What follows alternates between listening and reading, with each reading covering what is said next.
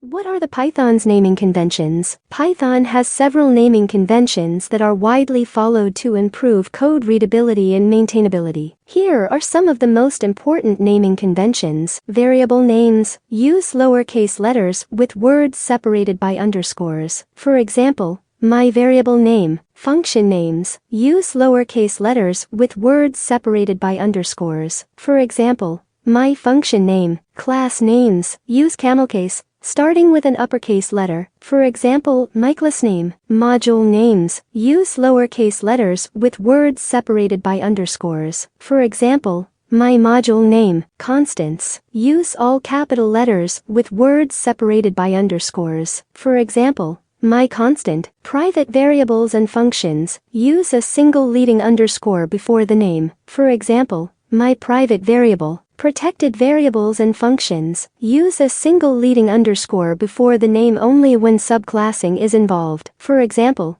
my protected variable. Avoid using names that start and end with double underscores, as they have special meanings in Python. By following these naming conventions, you can make your Python code more readable and easier to maintain. What are the Python's naming conventions? Python has several names.